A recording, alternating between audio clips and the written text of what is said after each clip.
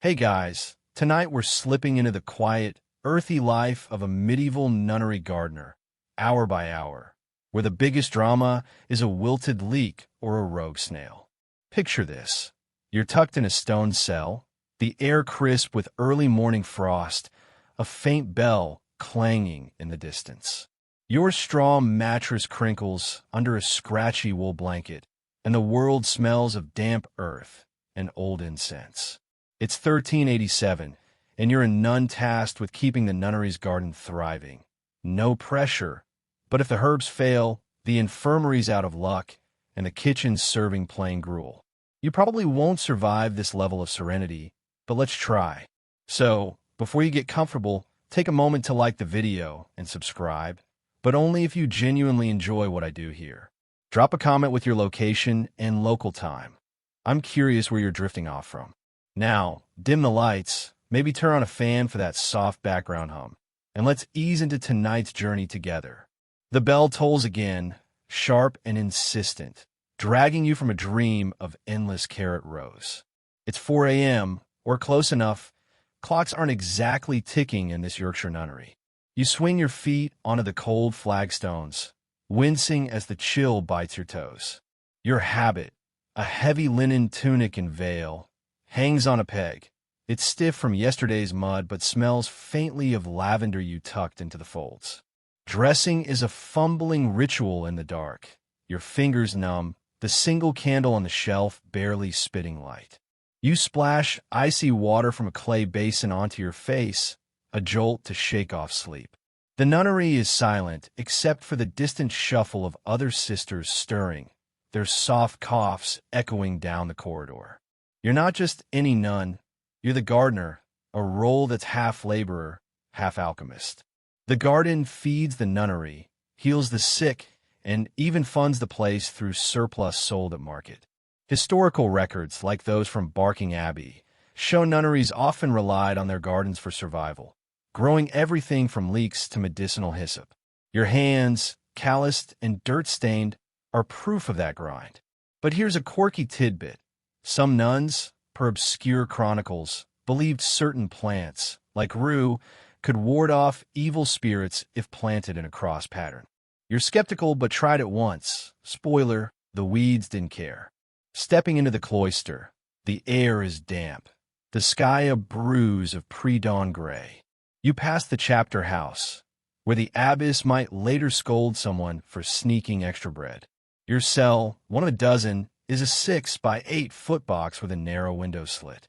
It's cozy, in a hope-you-like stone way. You grab your leather satchel, slung over a shoulder, already picturing the garden gate.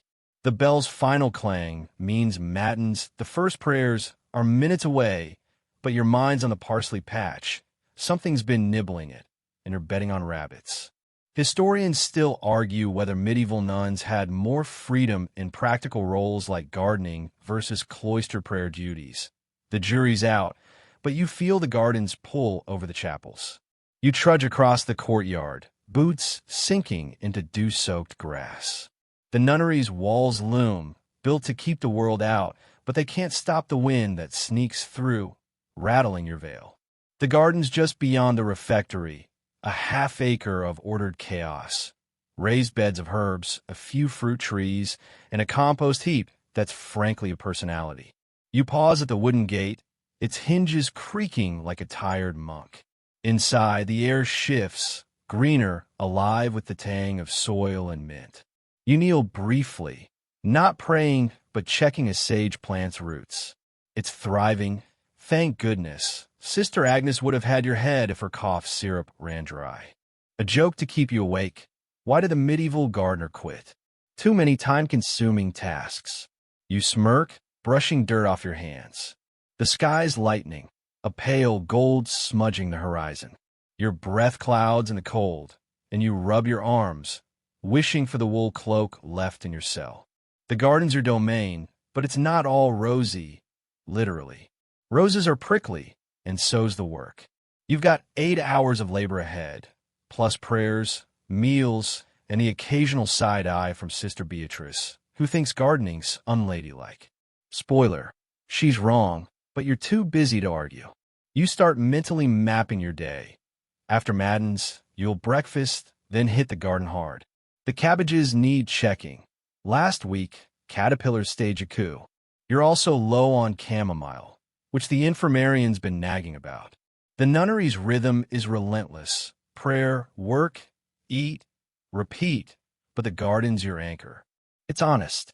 Plants don't gossip or judge, unlike certain sisters. You glance at the chapel, its stained glass glowing faintly as candles are lit inside. Time to move. You sling your satchel higher, the tools inside clinking, a trowel, a pruning knife, and a bone-handled dibber you're weirdly attached to. The gate swings shut behind you, and you're already planning your first task. Those parsley-munching culprits won't know what hit him. You shuffle into the chapel, the air thick with the scent of beeswax and old wood, your boots leaving faint mud smears on the stone floor. It's just past dawn, and the nunnery's heart beats here, in this dim, vaulted space where flickering candles cast shadows on the walls. The other sisters are already filing in, their habits rustling, faces half hidden under veils. You find your usual spot near the back, close to a pillar that's slightly less freezing to lean against. Your knees creak as you lower yourself onto the worn prayer cushion, the cold seeping through your linen tunic. The bell's final toll fades, and the chant begins, a low hum of Latin that vibrates in your chest. You're supposed to be focused, but your mind wanders to the parsley patch. Those rabbits are probably plotting right now. Morning prayers, or matins, are non-negotiable in the nunnery, a ritual rooted in centuries of monastic tradition. Historical records, like the Rule of St. Benedict, show that nuns prayed up to 7 times daily, structuring their lives around devotion. You mouth the words, Domini, labia mea, aperies, but your fingers fidget with the edge of your veil, still damp from the courtyard dew. The psalms drone on, and you steal a glance at Sister Beatrice, who's glaring at a younger nun for sneezing mid-verse. Classic Beatrice. Here's a quirky tidbit. Some medieval nuns, according to obscure manuscripts, believed chanting certain psalms could bless the garden's yield. You tried it once on the leeks, jury's still out, but they did not grow. The chapel's glow is mesmerizing, with light filtering through the single stained glass window, painting the floor in reds and blues. It depicts Street Hilda, her serene face a reminder of the nunnery's legacy. You're not exactly a mystic, but the rhythm of the chants soothes you, like the soft hum of bees in the garden. Still, your knees ache, and the cushion's about as comfy as a rock. You shift slightly, earning a side eye from Sister Agnes, whose cough syrup relies on your chamomile harvest. No pressure. Historians still argue whether these prayer-heavy schedules left nuns like you enough time for practical work like gardening, or if the spiritual grind overshadowed everything else. You'd vote for the garden, but nobody's asking. A joke to keep things light. Why don't unskip prayers? Because they get a holy earful from the abbess. You stifle a smirk, adjusting your veil to hide it. The candles spit and flicker, their smoke curling toward the ceiling. You're surrounded by sisters, yet alone in your thoughts, picturing the garden gate creaking open, the scent of crushed mint underfoot. The chant shifts to a higher pitch, and you join in, your voice a soft thread in the tapestry of sound. It's not that you don't believe. Faith keeps this place humming, but the garden feels like your true prayer, each seedling a tiny act of hope. Your satchel rests at your feet, the tools inside a quiet promise of the day ahead. You're itching to get outside, but matins isn't a sprint. It's a marathon of murmurs and genuflections.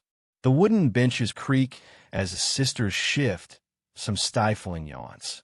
You catch a whiff of lavender from your habit, a callback to yesterday when you tucked a sprig into the folds.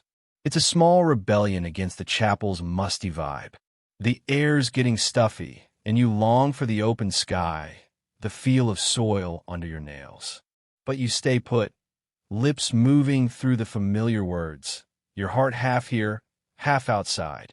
The prioress, a stern woman with eyes like a hawk, leads the final hymn. Her voice is clear, cutting through the haze of sleepiness.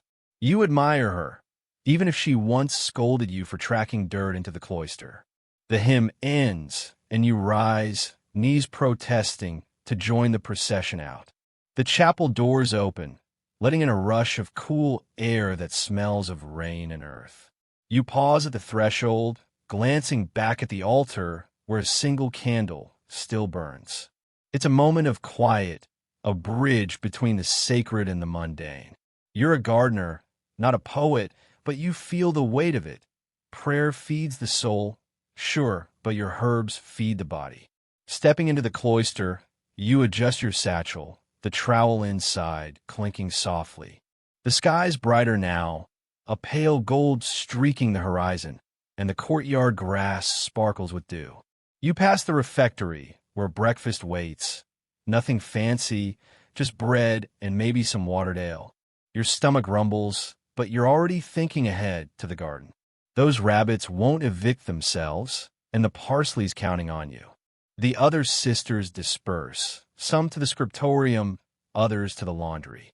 You're lucky in a way. Your work's outside, under the sky, not cooped up with quills or washtubs. But first, you've got to survive the refectory's silence and Sister Beatrice's judgy stares. Another quick joke. What's a nun's favorite hymn?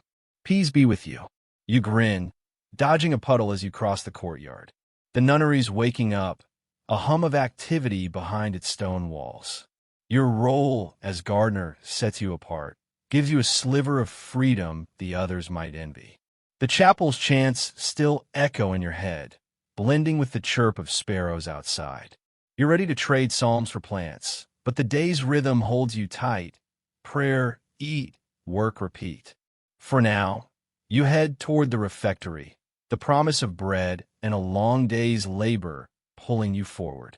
You step into the refectory, the air heavy with the scent of baked bread and faintly sour ale. The long wooden tables stretch across the stone-floored room, their surfaces worn smooth by decades of silent meals. Your boots scuff softly as you find your spot, squeezing onto a bench between Sister Agnes, who's still coughing, and a novice who looks like she's praying for escape. The refectory's quiet, save for the clink of wooden bowls and the occasional throat clearing.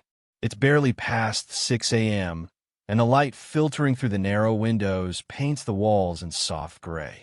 You're starving after matins, but your mind's half in the garden, picturing those rabbits munching your parsley like it's their personal buffet.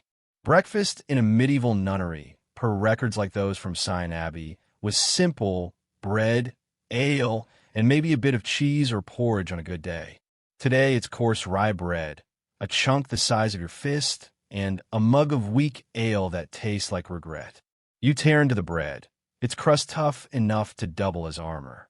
Chewing is a workout, but it's fuel for the day's labor. The ale's more water than booze, which is fine. Nobody's getting tipsy before weeding. Here's a quirky tidbit. Some nunneries, according to odd chroniclers, believed ale brewed with certain herbs could purify the spirit. You sip yours, tasting only barley and disappointment, and decide your spirit's fine as is. You glance around, catching Sister Beatrice's eye across the table. She's nibbling her bread like it personally offended her, probably judging your dirt-stained hands. You wiggle your fingers at her, earning a scowl. The refectory's silence is a rule, not a suggestion. Talking's forbidden during meals to keep things holy.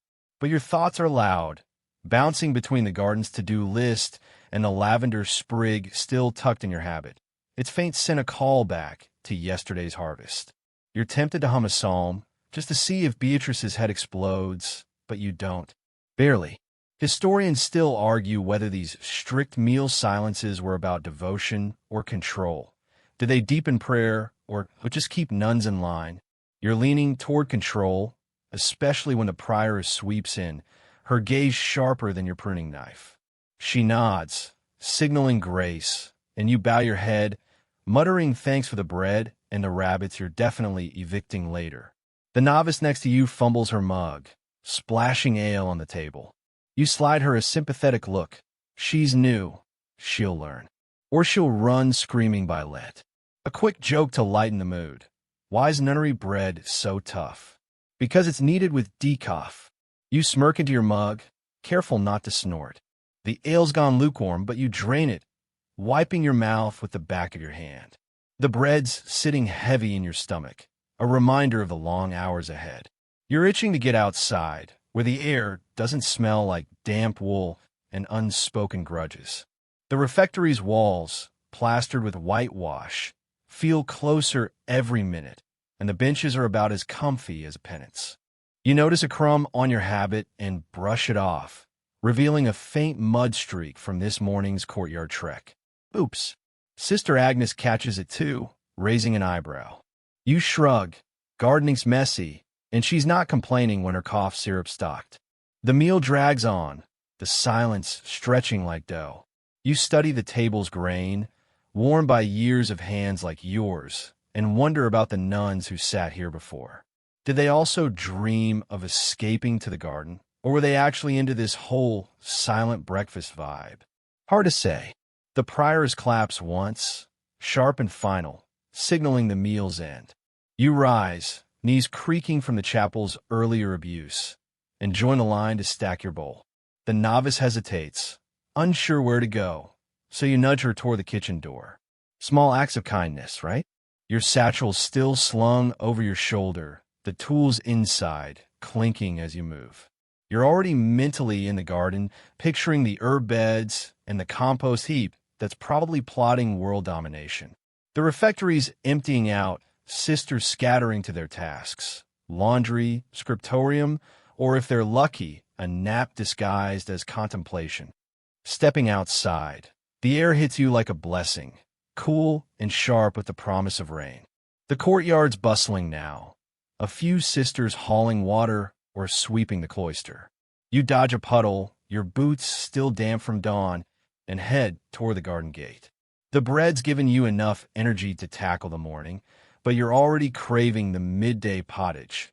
Fingers crossed it's not just cabbage again. Another joke. What do nuns call bad ale? Brutal punishment. You grin, adjusting your veil as the wind tugs it.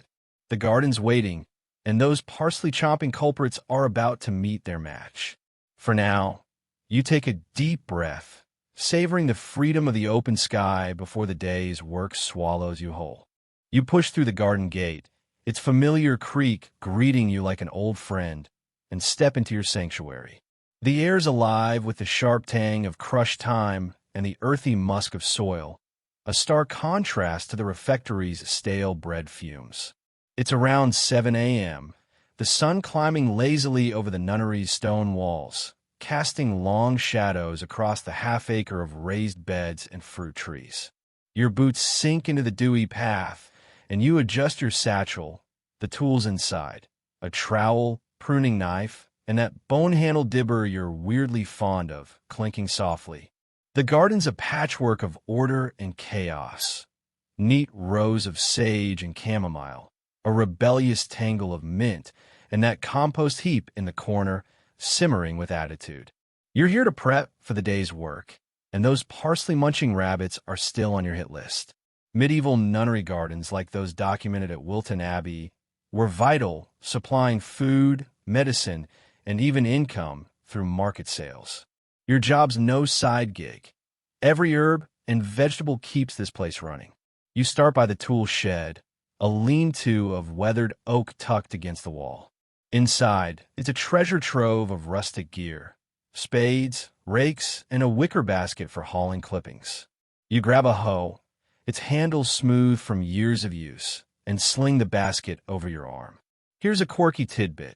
Some nuns, per odd monastic texts, thought burying a fish head under a plant could boost growth. You tried it once with a cabbage, smelled like regret, but the cabbage was massive. You kneel by the parsley bed, inspecting the damage. Tiny teeth marks mock you, and you mutter a not-so-holy curse under your breath. The culprits are long gone, probably napping in a burrow, but you'll deal with them later. For now, you survey the garden, mentally ticking off tasks. The chamomile's looking limp. Sister Agnes will have your head if her cough syrup runs dry. The lavender needs trimming, and the leeks are begging for a weeding. You brush dirt off your habit, a callback to this morning's mud-streaked refectory moment, and smirk. Sister Beatrice would faint at the state of you now. Historians still argue whether nunnery gardeners had specialized training or just learned by trial and error. Did someone teach you about soil, or did you figure out after killing a few rosemary bushes? Your team trial and error, mostly because nobody's got time for lectures when the cabbages are wilting.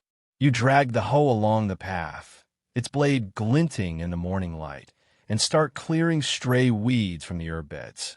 The work's rhythmic, almost meditative, the scrape of metal against earth blending with the chirp of sparrows overhead.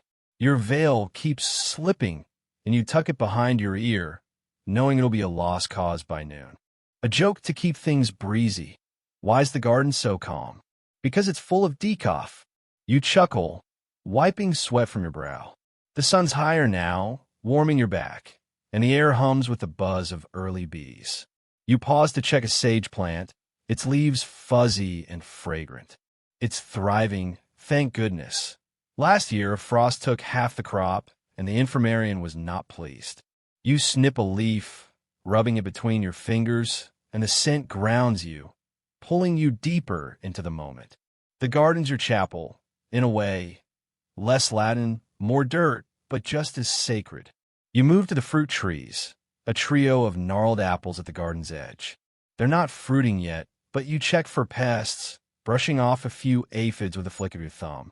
The trees are older than you, their bark etched with time, and you wonder about the hands that planted them. Other nuns, maybe, who also dodged Beatrice's glares and dreamed of quiet mornings like this. You sling the basket higher, tossing in a handful of stray twigs, and head toward the compost heap. It's a steaming pile of vegetable scraps and manure, and you get a wide berth for now. Compost a later problem. The nunnery's walls loom beyond the garden, cutting you off from the world, but you don't mind. Out here, you're free, or as free as a nun gets. The sky's a pale blue, streaked with clouds, and you take a deep breath, savoring the mix of herbs and dew. Your hands are already filthy, nails caked with dirt, but that's the job. You glance at the parsley again, plotting a rabbit-proof fence. Maybe some thorny twigs will do the trick. Another quick joke. What do you call a sneaky rabbit? A keratin stick artist. You grin, owing a final patch before setting the tool aside. The garden's prepped, and you're ready to dive into the real work. Weeding, harvesting, and keeping Sister Agnes's chamomile dreams alive. You're knee-deep in the garden now, the sun climbing higher, its warmth cutting through the morning chill. It's around 8 a.m., and the air buzzes with the hum of bees and the faint rustle of your linen habit as you crouch by a bed of chamomile. The herb's delicate white flowers nod in the breeze, but your eyes are on the weeds, stubborn, spiky intruders choking the roots. Your trowel's in hand, its blade worn but sharp, and you dig into the soil, prying out a dandelion with a satisfying pop. The earth's cool under your fingers, smelling of rain and secrets, and you're in your element, battling nature's chaos one weed at a time. Those parsley-munching rabbits are still on your mind, but for now, the weeds are the enemy. Medieval gardens, as records from places like Shaftesbury Abbey show, demanded constant weeding to protect crops vital for food and medicine. A single overgrown bed could spell disaster for the nunnery's kitchen or infirmary. You work methodically, tossing weeds into the wicker basket slung over your arm. Here's a quirky tidbit. Some nuns, per obscure herbal lore, believed dandelions could predict rain if their heads closed up tight. You glance at the one in your hand, wide open, mocking your hopes for a dry day. Typical. The chamomile's looking better already, but your knees ache from crouching, and your veil's slipping again, a callback to this morning's refectory struggle. You tuck it back, smearing dirt on your cheek, and imagine Sister Beatrice's horror if she saw you now. She'd probably faint into her psalter. You move to the sage bed next, where clover's staging a coup. The trowel's your weapon, but the clover's tenacious, its roots tangled like gossip. You mutter to it, half joking, "Give up, you're not winning this." The garden's quiet, save for sparrows chirping and the distant clang of a kitchen pot, and you lose yourself in the rhythm. Dig, pull, toss, repeat. Historians still argue whether medieval nuns saw gardening as spiritual work or just grunt labor. Did you find God in the soil or just blisters? You're leaning toward blisters, but there's a peace in this grind, a connection to the earth that prayers can't match. A quick joke to keep it light. Why do weeds love nunneries? They know you're too holy to curse them out. You smirk, yanking a particularly stubborn nettle, careful not to let it sting through your sleeve. The sun's getting insistent and sweat beads on your brow, but you're not stopping. The chamomile's counting on you, and Sister Agnes's cough syrup dreams are riding on this bed. You pause to stretch, your back creaking like the garden gate. The air's warming, carrying the sharp scent of crushed sage and a hint of lavender from that sprig still tucked in your habit. You spot a ladybug crawling on a leaf and nudge it gently. Ally, not enemy. The garden's a battlefield, but it's also alive, every plant and bug part of the dance. You move to the parsley bed, checking for more rabbit damage. The teeth marks are fresh, and you scowl, picturing those furry bandits laughing in their burrow. You'll weave a thorny barrier later, maybe using rose clippings. Let's see them chew through that. The basket's filling up, a heap of weeds and wilted stems, and you haul it to the compost heap, giving the steaming pile a wide berth. It's doing its job, turning scraps into gold, but it's not winning any perfume contests. You tip the weeds in, dusting off your hands, and glance at the sky. Clouds are gathering, soft and gray, but no rain yet. Good. You've got hours of work left, and wet habits are the worst. Another joke. What's a gardener's least favorite weather? A weed-wide downpour. You grin, brushing soil from your trowel, and head back to the beds. The leeks are next, their green tips poking through the soil like shy soldiers. You kneel again, digging out clumps of grass that don't belong. Your fingers are caked with dirt now, nails black, but you don't care. This is your domain, where you're not just a nun, but a keeper of life. The nunnery's walls fade away out here, and it's just you, the plants, and the endless tug-of-war with nature. You hum a snatch of this morning psalm, then catch yourself, less holy, more habit. The garden doesn't judge, unlike certain sisters, and you're grateful for that. You stand, wiping your hands on your habit, adding another mud streak to the collection. The chamomile's clear, the sage is safe, and the leeks are holding strong. You've earned a moment to breathe, leaning against a gnarled apple tree. Its shade is a small mercy, and you close your eyes, letting the garden's hum wrap around you.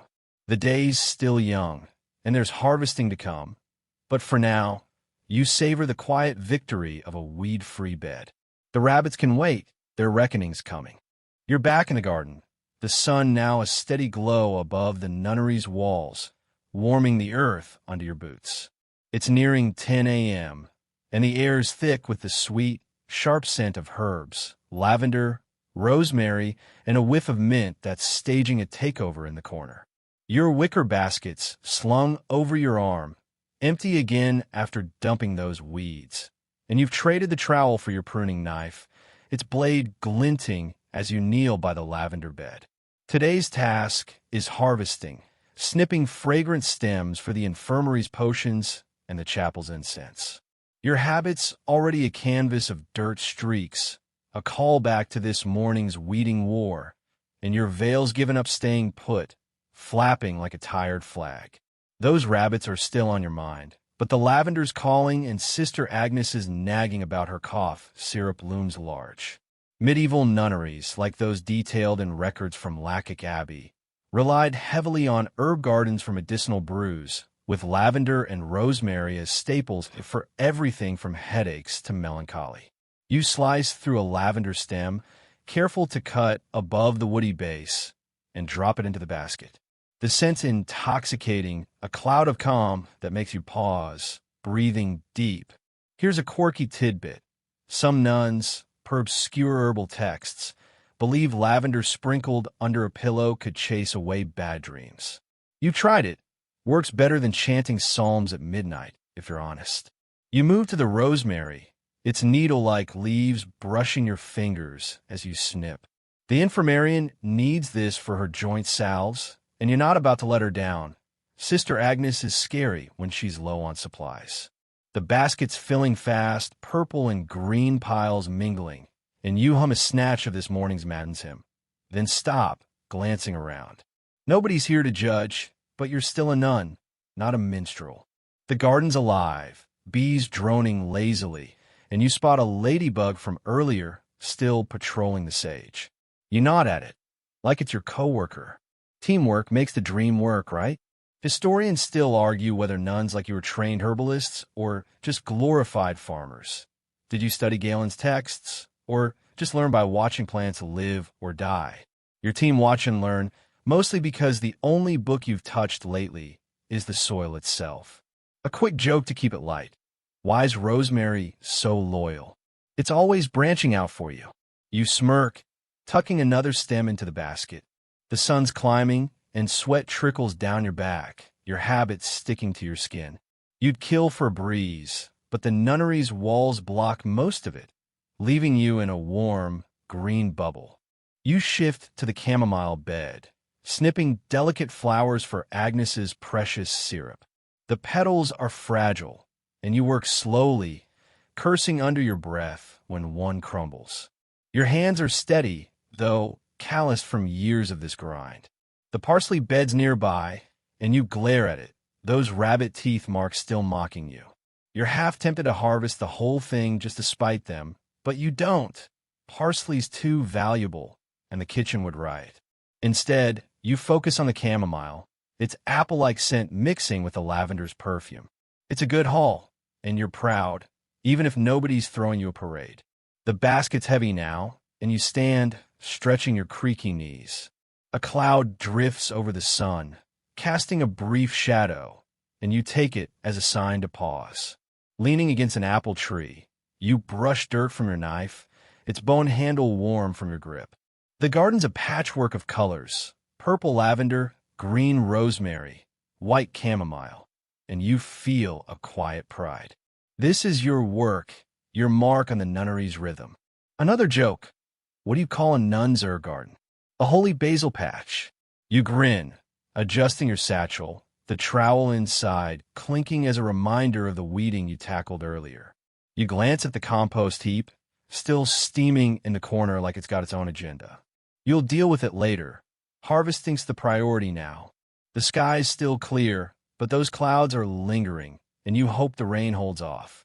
Wet herbs are a pain to dry, and the infirmarian's picky about mold. You sling the basket higher, careful not to crush the chamomile, and head toward the sage bed for a final snip. The nunnery's walls loom beyond, but out here, you're free. The garden your chapel, your kingdom. The rabbits can wait. Their parsley heist isn't over, but you're winning this round, one fragrant stem at a time. You trudge back to the refectory, your wicker basket of herbs safely stashed in the infirmary shed, its lavender and rosemary scents still clinging to your hands. It's near noon, the sun high and relentless, baking the courtyard's grass to a crisp. Your habit's a mess, dirt streaks from weeding, a chamomile petal stuck to your sleeve, and that lavender sprig, now wilted, still tucked in the fold from this morning's dawn hustle. The refectory's stone walls promise shade, but the air inside is warm and heavy, smelling of boiled cabbage and faintly of the bread you choked down at breakfast. You slide onto a bench, stomach growling loud enough to earn a glance from the novice next to you. It's time for the midday meal, a brief pause before you're back battling rabbits and weeds, and you're hoping for something heartier than ale-flavored water. Medieval nunnery meals, as noted in record from places like Romsey Abbey, were basic but crucial, often featuring pottage, a thick stew of vegetables, grains, and whatever herbs you could spare. Today's offering is a steaming bowl of barley pottage, flecked with leeks and a hint of thyme you harvested last week. You spoon it up, savoring the warmth, though it's a bit bland, Sister Cook's not winning any medieval Michelin stars. Here's a quirky tidbit. Some nuns, per odd chronicles, believed stirring pottage clockwise could bring good fortune. You give your bowl a half-hearted swirl, smirking. Fortune's nice, but you'd settle for rabbit-proof parsley. The refectory's quieter than breakfast, the silence rule still ironclad. You chew slowly, avoiding Sister Beatrice's gaze across the table. She's poking her pottage like it's a personal insult. You're tempted to flick a leak at her just to see if she'd break the silence with a shriek, but you don't. Your hands, still gritty from the garden, rest on the table, and you catch a whiff of rosemary, a callback to the morning's harvest. The novice beside you is struggling, spoon trembling as she tries not to slurp. You nudge her bowl closer, a small kindness, and she flashes a grateful look. Newbies have it rough. Historians still argue whether these communal meals fostered sisterly bonds or just bottled up tensions. Did you all grow closer over pottage, or was the silence a pressure cooker for grudges? Your team grudges, especially when Beatrice is staring daggers. A quick joke to lighten the mood. Why is pottage so holy? It's made with decaf and prayers. You stifle a grin, sipping water from a wooden mug. Ale's off the menu for lunch, sadly. The pottage is filling, though, and you're grateful for the leeks, even if you had to wrestle caterpillars to save them last month. Your stomach's happy, but your mind's already back in the garden, plotting your next move. You glance around, the refectory's whitewashed walls glowing faintly in the midday light. The benches are packed, sisters eating with mechanical precision, some stealing glances at the prioress, who's perched at the head table, her spoon moving like she's conducting a psalm. You're itching to escape, the garden's open sky calling louder than the clink of spoons. Your satchel's under the bench, tools clinking softly as you shift, a reminder of the watering rounds waiting outside. The pottage has gone too fast, and you scrape the bowl, wishing for seconds. No luck. Nunnery life's not about indulgence, unless you count Beatrice's self-righteous glares as a treat. Another joke, what do nuns call a bad cook? A stupendous failure. You bite your lip, hiding a smirk as you stack your bowl. The prioress claps, sharp and final, and the sisters rise, benches scraping. You're up fast, eager for fresh air, but you pause to help the novice with her bowl, pointing her toward the kitchen. She mumbles thanks, and you nod, slinging your satchel over your shoulder. The refectory's emptying, sisters scattering to their tasks, some to the laundry, others to the scriptorium. You're the lucky one, headed back to the garden, where the only boss is the sun and the only drama is a chewed-up parsley patch. Stepping outside, the heat hits you, but it's better than the refectory's stuffy air. The courtyard's alive with activity, a sister hauling a water bucket, another sweeping the cloister. You dodge a stray chicken, someone's got to fix that coop, and head for the garden gate. The pottage sits heavy, giving you energy for the afternoon's grind. You're thinking about the chamomile, still fragile after this morning's harvest, and the leeks that need watering. Those rabbits are still out there, probably plotting their next parsley heist, but you're ready. The garden's your turf, and with a full stomach, you're feeling just bold enough to take them on. You're back in the garden, the midday sun blazing overhead, turning the air into a warm, heavy blanket.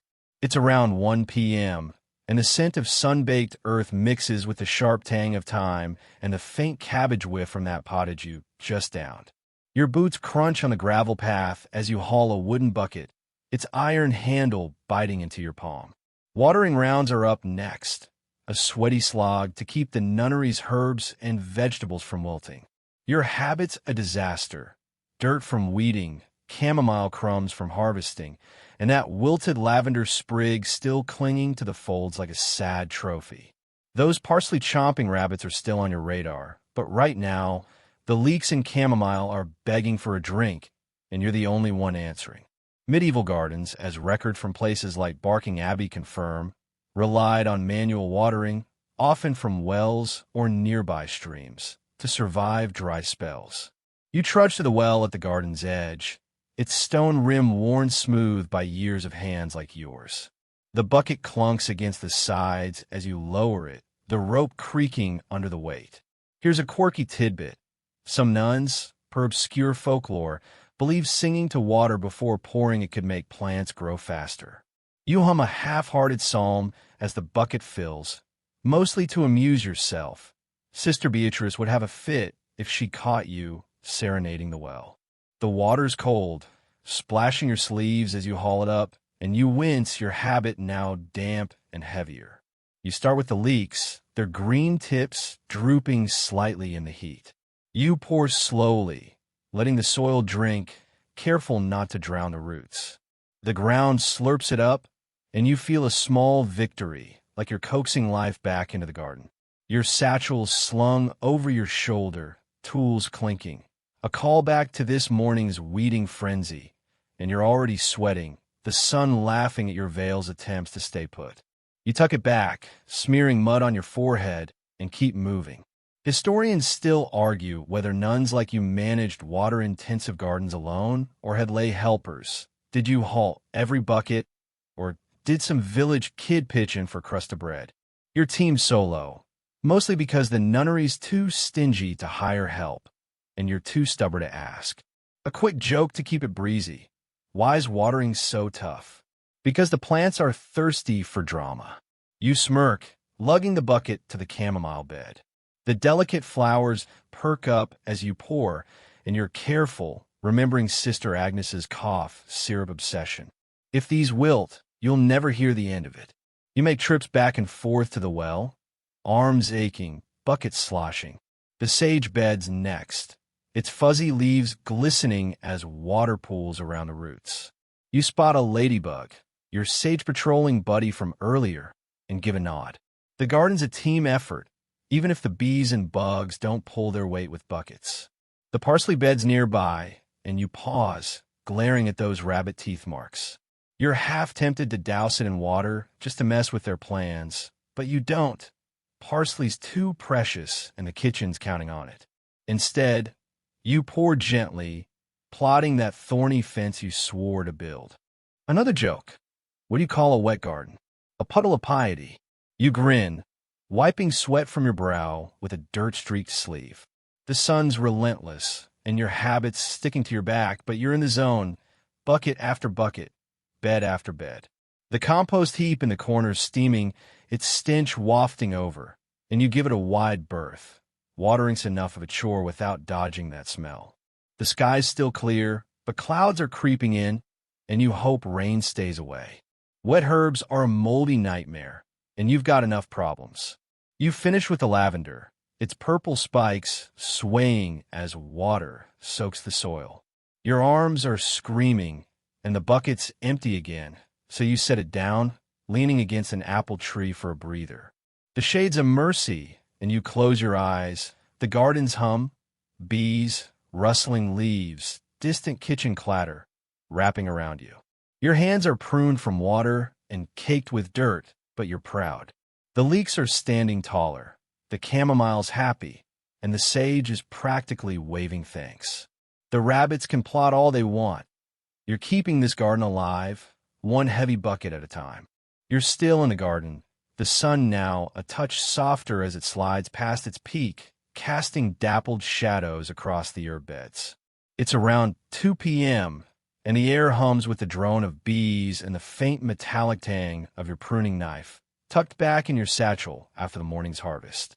Your habit's a battlefield. Mud from weeding, water stains from watering rounds, and that sad lavender sprig, now a crumpled relic in your folds. The bucket's back by the well, and you're on pest patrol, stalking through the garden like a sheriff hunting outlaws. Rabbits, beetles, and birds are your targets, all conspiring to turn your parsley and leeks into their personal feast. You're not having it. Not after hauling all that water to keep this place alive.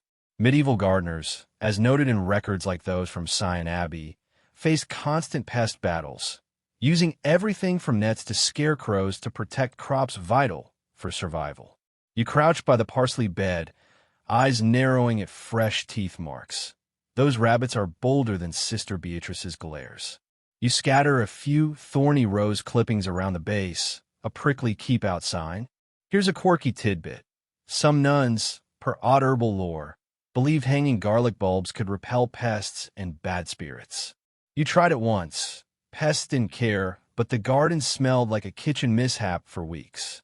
You moved to the leeks, spotting a cluster of black beetles munching happily. With a flick of your thumb, you knock them into a small clay pot you keep for this. Cruel, maybe, but the leeks are family. Your satchel clinks, a callback to the trowel you used to evict weeds, and you're already sweaty again, the sun ignoring your pleas for a cloud. The veil's a lost cause, flapping loose, and you tie it back, dirt smudging your cheek. You catch a whiff of chamomile, a reminder of Sister Agnes's syrup, and hope she appreciates the pest-free herbs you're defending. Historians still argue whether nuns like you used systematic pest control or just prayed for divine intervention. Did you study bugs or just swat and hope? Your teams swat and hope, mostly because nobody's writing pest manuals in 1387. A quick joke to keep it light. Why do beetles hate nuns? They're always getting squashed in prayer. You smirk, shaking the pot to quiet the beetles scuttling. Next, you check the apple trees, where sparrows are eyeing the unripe fruit.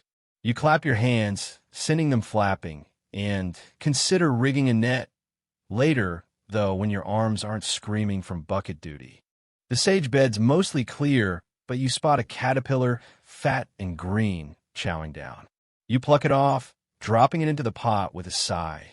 Sorry, buddy, but the sage is spoken for. The garden's a war zone, every leaf a battleground, but you're winning one pest at a time. You pause by the lavender, its purple spikes swaying, and check for aphids. A few linger, and you brush them off, gentle but firm. Your ladybug ally from earlier still patrolling, and you give it a nod. Keep up the good work. The compost heaps steaming nearby, its stench wafting, and you steer clear, focused on the beds. Another joke. What's a rabbit's favorite game? Hopscotch over the parsley. You grin, wiping sweat from your brow with a filthy sleeve. The sky's holding clear, but clouds are thickening, and you're praying the rain waits. You've got enough to handle without a muddy pest parade. You circle back to the parsley, inspecting your thorny barrier. It's crude but effective, and you add a few more clippings, muttering, "Try me now, fluff balls." The leeks are safe for now, and the chamomile's untouched. Thank goodness. Sister Agnes would haunt you if a beetle got there first. You stand, stretching your back, the garden's hum wrapping around you. Bees, rustling leaves, a distant chicken clucking. Your hands are gritty, nails black, but you're proud. The beds look stronger, the pests are on notice, and the rabbits are out of luck. You sling your satchel higher, the knife inside a quiet promise of more work to come. The nunnery's walls loom beyond, but out here, you're the boss, keeping the garden alive against all odds. The beetles are contained, the birds are spooked, and the rabbits are rethinking their life choices. For now, you've got this patch of earth under control. You leave the garden behind, the parsley bed's thorny defenses holding firm against those sneaky rabbits. It's around 3 p.m., and the sun's starting to soften, casting a golden haze over the nunnery's courtyard. Your habit's a walking archive. Mud from weeding, water stains from watering, beetle smudges from pest patrol, and that wilted lavender sprig still crumbling in the folds. You're headed to the chapel for afternoon prayers, or vespers, your boots scuffing the flagstones as you cross the cloister. The air's cooler now, scented with distant wood smoke and the faint tang of your chamomile harvest, a callback to Sister Agnes's syrup dreams. Your satchel slung over your shoulder, tools quiet for once, but your knees are already groaning at the thought of more kneeling. Vespers, as documented in monastic records like those of Wilton Abbey, were a key part of the nunnery's daily rhythm, a pause to chant psalms as the day waned. You slip into the chapel, the familiar scent of beeswax and old wood wrapping around you. The candles flicker, their light dancing on the stained glass window of St. Hilda, and you find your spot near the back, where the pillar's slightly less icy. You kneel, wincing as your knees hit the stone, the prayer cushion about as soft as a plow. The sisters' voices rise, a low, lilting chant, Deus in adiutorium meum intend, and you join in, though your mind's half on the leeks you watered earlier. Here's a quirky tidbit. Some nuns, per obscure chronicles, believed Vespers chants could bless the garden if sung with pure intent. You're not sure about purity, but you gave a go with the sage last spring. Didn't hurt, didn't help. Your hands, still gritty from pest patrol, fidget with your veil, which is barely hanging on after a day of garden chaos. Sister Beatrice is up front, her voice sharp and showy, and you resist rolling your eyes. She'd probably faint if she saw the dirt under your nails, a match for the mud streaks from this morning's weeding. The chapel's dim, the air thick, and you're fighting a yawn as the psalms drag on. Historians still argue whether these prayer-heavy schedules left nuns like you enough energy for practical tasks. Did Vespers recharge your soul, or just your blisters? Your team blisters, especially now, with your back aching from bucket hauling. A quick joke to keep it light. Why do nuns love Vespers? It's their kneel-good moment of the day. You smirk, lips barely moving as you chant, careful not to catch the prioress's hawk-like gaze.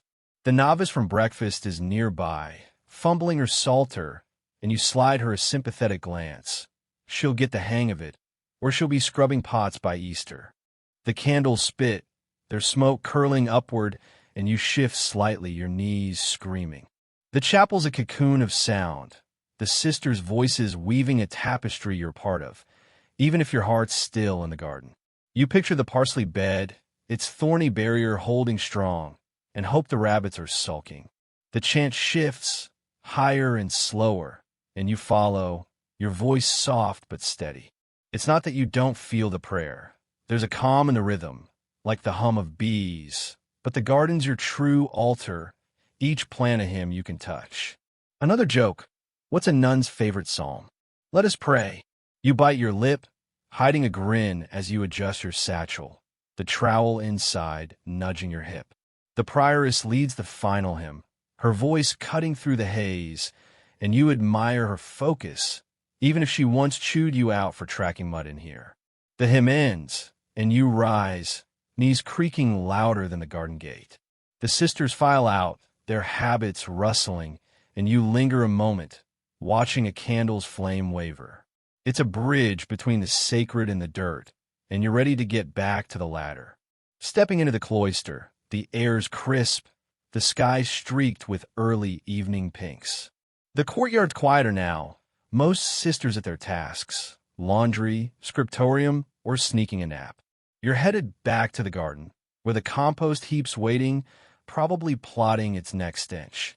Your hands smell faintly of rosemary, a leftover from this morning's harvest, and you rub them together, grounding yourself. Vespers gave you a pause, but the garden's calling, and you've got manure to turn and plants to check. The rabbits might be plotting, but you're ready, armed with thorns and a full day's grit. You're back in the garden, the late afternoon light bathing the herb beds in a soft, golden glow. It's around 4 p.m., and the air's cooling, carrying the earthy musk of soil and a faint whiff of the pottage leaks from lunch. Your habit's a walking testament to the day. Mud from weeding, water stains from watering, beetle smudges from pest patrol, and that lavender sprig, now a dusty memory in your folds. You're at the compost heap, the garden's smelly heart, ready to turn manure and vegetable scraps into what you jokingly call black gold. Your trowel's in hand, and your satchel slung nearby, its tools quiet after Vesper's holy timeout. Those parsley-munching rabbits are still lurking in your thoughts, but right now, you're wrestling with a pile that smells like it's plotting revenge. Compost was a medieval gardening staple, with records from nunneries like Lachic Abbey showing how nuns recycled kitchen and garden waste to enrich soil. You stab the heap with a pitchfork borrowed from the shed and start turning, the mix of manure, cabbage leaves, and wilted herbs releasing a pungent cloud. Here's a quirky tidbit. Some nuns, per obscure folklore, believe a compost heap blessed by a priest could yield miraculous crops. You tried a quick prayer over this pile once, mostly to cover the stench, But the only miracle was not gagging. Your veil slips as you work, and you tie it back, smearing compost dust on your cheek, a callback to this morning's dirt-streaked refectory moment. The heap's heavy, and your arms strain as you flip layers, mixing green scraps with brown. The goal is to keep it cooking, breaking down into rich, crumbly soil for next season's beds. You spot a worm, fat and wriggling, and nod at it. Teamwork makes the dream work. The garden's quieter now, the bees winding down, though a sparrow's still chirping, probably laughing at your sweaty struggle. Sister Beatrice would clutch her psalter if she saw you elbow-deep in manure, but out here, you're the boss, and this heap's your masterpiece. Historians still argue whether nuns like you saw composting as science or just dirty necessity. Did you understand decomposition, or just follow tradition? Your team tradition, mostly because nobody's explaining bacteria in 1387, but you know a good heap when you smell it. A quick joke to keep it light. Why is compost so nun-friendly? It's the holy grail of gardening. You grin, wiping sweat with a filthy sleeve, and keep turning. The chamomile bed's nearby, its flowers perky after your watering rounds, and you're glad. Sister Agnes's syrup dreams depend on it. You pause to catch your breath, leaning on the pitchfork. The compost steaming, a sign it's working, and you're proud, even if it's not exactly chapel-worthy. The parsley bed's in view, its thorny barriers still holding, and you smirk, imagining the rabbits sulking. Your hands are caked with dirt and worse, but you don't care. This is the garden's cycle, turning waste into life. You toss in a pile of leek tops from yesterday, mixing them in, and the heap groans, settling under your work. The sun's dipping, painting the sky in pinks and oranges, and you feel the day's weight in your bones. Another joke. What do you call a smelly heap? A pungent prayer. You chuckle, adjusting your satchel, the trowel inside clinking softly. The air's fresher away from the heap, and you step back, checking the beds. The leeks are standing tall, the sage is thriving, and the lavender's purple spikes sway gently. You're tempted to check the apple trees for aphids, but the compost's enough for now. Your arms are screaming, and Vesper's kneeling didn't help. The nunnery's walls loom beyond, cutting off the world, but the garden's your world, and you're keeping it alive, one stinky pile at a time. You set the pitchfork aside, dusting your hands. Though it's pointless, they're a lost cause. The compost's turned, ready to simmer through the night, and you're satisfied. The sky's deepening, clouds gathering, but rain's still holding off. Thank goodness. Wet manure's a nightmare. You glance at the well, remembering those heavy buckets, and shudder. No more hauling today. The garden's humming, a quiet symphony of growth, and you're part of it, dirt and all. The rabbits can plot their parsley heist, but you're ready, armed with thorns and a heap that's practically a weapon. For now, you breathe deep, savoring the moment before the next task pulls you back in. You're still in the garden, the late afternoon sun dipping low, painting the herb beds in a warm, amber glow. It's around 5 p.m., and the air's turning crisp, scented with the sharp tang of sage and the lingering stench of that compost heap you wrestled earlier. Your habit's a wreck. Mud from weeding, water stains from watering, manure smudges from composting, and the ghost of that lavender sprig. Now just dust in your folds. You're under a gnarled apple tree, its shade a small mercy, sharpening a rusty spade with a whetstone. Tool repairs the task now, keeping your gear ready for tomorrow's grind. Your satchel's nearby, tools spilling out, and those parsley-munching rabbits are still on your mind. But the spade's dull edge is the immediate foe. Medieval gardeners, as noted in records from Shaftesbury Abbey, maintained their own tools, often sharpening or mending them to keep gardens productive. You scrape the whetstone along the spade's blade, sparks flicking, the metal singing a high, grating tune. Here's a quirky tidbit. Some nuns, per obscure folklore, believe the tool sharpened under a full moon cut soil truer. You tried it once, mostly because you were up late dodging Sister Beatrice's snores. And the spade worked fine, but you're not sold on lunar magic. Your hands, caked with dirt and now metal dust, grip the handle, a callback to the compost-turning slog, and you focus, aiming for a clean edge. The tree's bark is rough against your back, and you shift, your veil slipping again. Honestly, it's more trouble than it's worth. You tie it back, smearing grit on your forehead, and imagine Beatrice's horror of your state. She'd probably pray for your soul and the spades. The garden's quiet, the bees winding down, though a sparrow's still chattering, maybe cheering you on. You glance at the parsley bed, its thorny barrier holding strong, and smirk. Those rabbits are out of luck. The chamomile's nearby, looking perky after your watering rounds, and you're relieved. Sister Agnes's cough syrup dreams are safe for now. Historians still argue whether nuns like you were skilled craftspeople or just made do with tool repairs. Did you learn metalwork or just hack it with a stone? Your team hack it, mostly because nobody's teaching blacksmithing in the nunnery, but you're getting the job done. A quick joke to keep it light. Why is a sharp spade holy? It cuts through sin and soil. You grin, testing the blade with your thumb, sharp enough to slice weeds, not fingers. The sun's sinking, and the air's cooler, a breeze sneaking past the nunnery's walls. You move to a rusty trowel next, its handle worn smooth, and start grinding, the rhythm soothing, like a chant without the kneeling. Your satchel's a mess, the bone-handled dibber you love poking out, a reminder of this morning's weeding war. You pause to check the apple tree above, its branches heavy with unripe fruit. No aphids today, thanks to your pest patrol, and you nod at your ladybug ally, still cruising the sage. The garden's a team effort, even if you're the one sweating. You sharpen the trowel's edge, sparks flying, and think about the leaks, standing tall after your watering. Every tool matters. Blunt ones make weeding a nightmare, and you're not here to suffer. Another joke. What do you call a dull tool? A pointless prayer. You chuckle, brushing metal dust off your habit, adding to the day's grime collection. The sky's turning pink, clouds streaking the horizon, and you're praying rain holds off. Wet tools rust faster, and you're not doing this again tomorrow. You finish the trowel, its edge gleaming, and set it aside, grabbing a pruning knife next. The blade's nicked from rosemary snips, and you work carefully, the whetstone scrape blending with the garden's hum.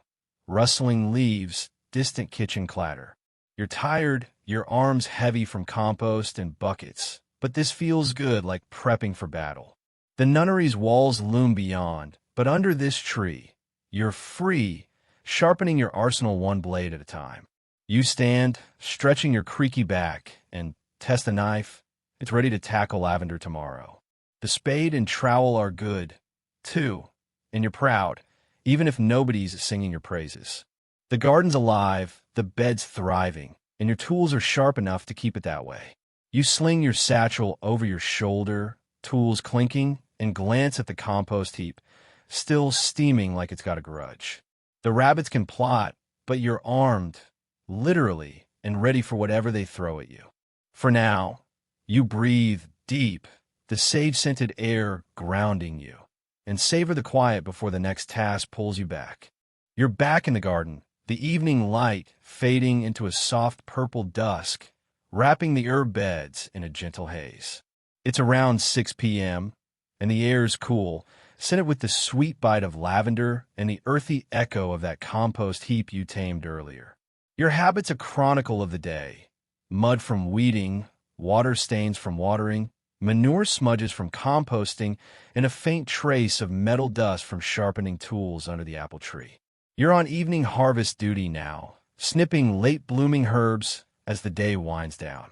Your pruning knife's in hand, its freshly sharpened edge glinting, and your wicker baskets slung over your arm, ready for a final haul. Those parsley-munching rabbits are still out there, but the thorny barrier's holding, and you're focused on gathering what the fading light allows.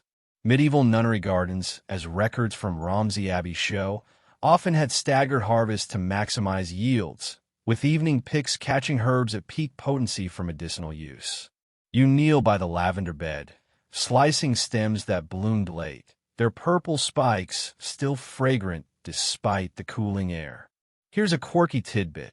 Some nuns, per obscure herbal lore, believed herbs cut at dusk held moonlight strength for stronger potions. You're skeptical. Moonlight's nice, but you're here for Agnes's cough syrup, not fairy tales. Your veil slips, as usual, and you tuck it back, smearing dirt on your cheek, a callback to this morning's weeding war. Sister Beatrice would probably exorcise you for looking this feral. The basket fills slowly, lavender, a few sprigs of thyme, and some chamomile that's still hanging on. You work carefully, the knife's edge precise, a nod to your tool-sharpening stint. The chamomile's delicate, and you curse softly when a petal falls. Sister Agnes is picky about her brews. The garden's quiet, the bees gone to bed, though alone crickets chirping, setting a sleepy rhythm. You glance at the parsley bed, its thorny defenses glowing faintly in the dusk, and smirk. Those rabbits are probably cursing your name. Your satchel's nearby, the bone-handled dibber poking out, a reminder of the day's grind. And you're tired, but the harvest's worth it. Historians still argue whether evening harvests were strategic or just practical. Did you pick at dusk for potency, or because prayers ate up your day? Your team practical, mostly because vespers and pottage left you no choice. A quick joke to keep it light. Why harvest at dusk? Because the herbs are time-ly then. You grin, snipping a thyme sprig, its sharp scent waking you up. The air's chilly now, and your habit's no match with the breeze, but you're in the zone, knife flashing as you gather what the garden offers. The leeks are nearby, standing tall after your watering, and you're proud. Every stem in your basket is a win for the nunnery. You move to the sage, its fuzzy leaves cool under your fingers. The infirmarian needs it for salves, and you cut generously, knowing winter's coming and fresh herbs will be scarce. A ladybug, your sage patrolling pal, crawls nearby, and you nudge it gently, whispering, "Good shift, comrade." The garden's your team, even if the bugs don't haul baskets. Another joke. What do you call a late harvest? A sage decision. You chuckle, brushing a chamomile petal off your sleeve, adding to the day's debris. The sky's deepening, stars peeking out, and you're racing the dark. Torches aren't an option, and candles are for the chapel, not your dirt kingdom. The basket's heavy, and you stand, knees creaking from too much kneeling. The compost heap's a dark shape in the corner, still steaming, and you give it a wide berth. Its stench doesn't need a dusk encore. You check the lavender one last time, snipping a final stem for yourself, tucking it into your habit to replace the morning's casualty. The nunnery's walls loom beyond. They're stone cold in the fading light, but out here, you're free. The garden's hum, crickets, rustling leaves, your own soft breaths. Your only rule. The rabbits can plot, but you've got thorns and a basket full of victory. You sling the basket higher, careful not to crush the chamomile, and head toward the shed to store your haul. The air's sharp, the dusk settling like a blanket, and you're ready for night prayers, though your heart's still here, with the herbs and the quiet. The garden's alive, its beds thriving under your care, and you're proud, even if nobody's chanting your name. For now, you breathe deep, the lavender's scent grounding you, and savor the last light before the chapel calls you back. You leave the garden, your basket of dusk-harvested herbs safely stowed in the shed, their lavender and thyme scents trailing behind you. It's around 7 p.m., and the nunnery's cloister is cloaked in twilight, the air sharp with the chill of early night and a faint wood smoke tang from the kitchen. Your habit's a tapestry of the day. Mud from weeding, water stains from watering, manure smudges from composting, and a fresh lavender sprig tucked in the folds, replacing the morning's crumbled relic. You're headed to the chapel for Compline, the night prayers, your boots scuffing the flagstones as you cross the courtyard. Your satchel slung over your shoulder, tools silent, but your body's heavy, the day's grind settling in your bones. Those parsley-munching rabbits are out there, plotting under the stars, but for now, you're fighting a different battle, staying awake through the chance. Compline, as recorded in monastic rules like those of Barking Abbey, was the final prayer of the day, a quiet ritual to surrender the soul to sleep and God. You slip into the chapel, the familiar glow of candles casting shadows on the stone walls, their beeswax scent mingling with old incense. You find your spot near the back, knees groaning as you kneel on the worn cushion, the cold stone biting through your habit. The sisters' voices rise, soft and slow. Nunc dimittis servum tuum, and you join in, your voice a tired thread in the weave. Your mind drifts to the parsley bed, its thorny barrier holding strong, and you hope the rabbits are sulking. Here's a quirky tidbit. Some nuns, per obscure chronicles, believe Compline psalms sung with true heart could protect the nunnery from night's dangers, like wolves or thieves. You're not sure about wolves, but you'd take a psalm shield against those rabbits any day. Your hands, gritty from the garden, fidget with your veil, which is barely clinging on after a day of chaos. Sister Beatrice is up front, her chant annoyingly perfect, and you resist a yawn. Her glares are worse than any wolf. The chapel's dim, the stained glass window of St. Hilda dark now, and you're struggling, the day's weight pulling your eyelids down.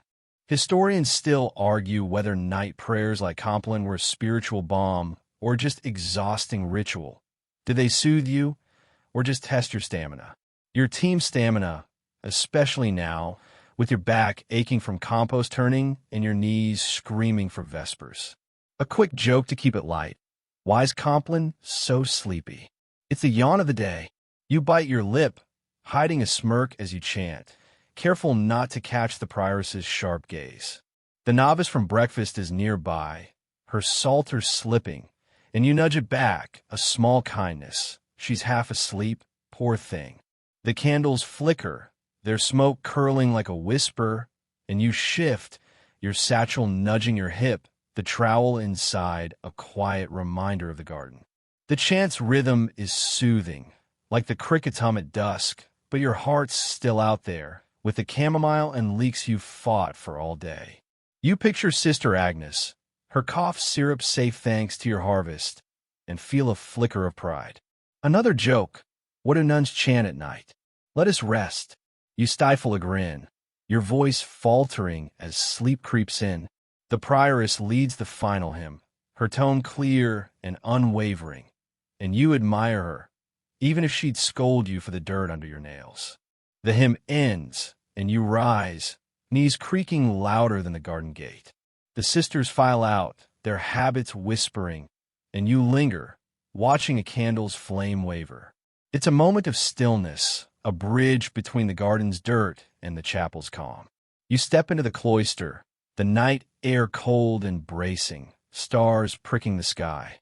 The courtyard's empty, the nunnery settling into silence, and you're headed to your cell, the promise of sleep tugging you forward. The garden's waiting for tomorrow, its beds thriving under your care, and you're ready to collapse, rabbits or no rabbits. For now, you breathe deep, the lavender sprigs scent grounding you, and trudge toward rest. You shuffle through the cloister, the night air biting at your exposed hands, the stars above sharp and bright against a velvet sky. It's around 8 p.m., and the nunnery's hush wraps around you, broken only by the soft crunch of your boots on the gravel path. Your habit's a battle-worn relic, mud from weeding, water stains from watering, manure smudges from composting, and that fresh lavender sprig, its faint scent a quiet comfort in your folds. You're headed to your cell for bedtime rituals, the day's labor heavy in your limbs, your satchel slung low, tools silent after Compline's drowsy chants. Those parsley-munching rabbits are out there, scheming in the dark, but your thorny barrier's holding, and all you can think about is your straw mattress and the promise of sleep. Medieval nuns, as records from Sion Abbey note, ended their days with simple rituals, washing, praying, and collapsing into basic beds, ready to repeat the cycle at dawn. You push open your cell's wooden door, its hinges groaning, and step into the 6 by 8 foot space. The air is cold, smelling of stone and faint chamomile from a sachet you tucked under your pillow, a callback to your dusk harvest. Here's a quirky tidbit. Some nuns, per obscure lore, believed sleeping with a sprig of rue under the bed could ward off nightmares. You tried it once, smelled awful, and you still dreamed of Beatrice's glares. Your candle, a stub on a shelf, sputters as you light it, casting a warm glow over the sparse room. A straw mattress, a wool blanket, and a peg for your habit. You splash icy water from a clay basin onto your face, wincing as it stings, washing away the day's grit. Your hands, rough and dirt-stained, scrub at the worst of the soil, though your nails stay stubbornly black. You untie your veil, letting it fall, and shake out your hair, feeling a rare moment of freedom. The lavender sprig drops to the floor, and you pick it up, tucking it into your sleeve for tomorrow. You're bone-tired, your knees aching from vespers and Compline, your arms heavy from buckets and compost. The garden's safe, though. The leeks are tall, the chamomile's thriving, and Sister Agnes's syrup is stocked, thanks to you. Historians still argue whether nuns like you found peace in these quiet rituals or just endured them. Did bedtime soothe your soul, or was it just a pit stop before another grueling day? Your team pit stop, mostly because sleep's calling louder than any psalm. A quick joke to keep it light. Why is a nun's bed so cozy? It's stuffed with holy straw. You smirk, peeling off your outer habit, leaving the linen shift underneath. You hang the habit on the peg, its dirt streaks glowing faintly in the candlelight, a map of your day's battles. The mattress crinkles as you sink onto it, the blanket scratchy but warm, and you blow out the candle, the room plunging into dark. Another joke. What do nuns dream of? Peace and quiet. You chuckle softly, pulling the blanket tighter. The cell's silent, save for the distant hoot of an owl and the faint creak of the nunnery settling. You picture the garden, its beds tucked in under the stars, the parsley safe behind your thorns. The rabbits can plot, but you've won today, every weed pulled, every herb harvested, a small victory for the nunnery.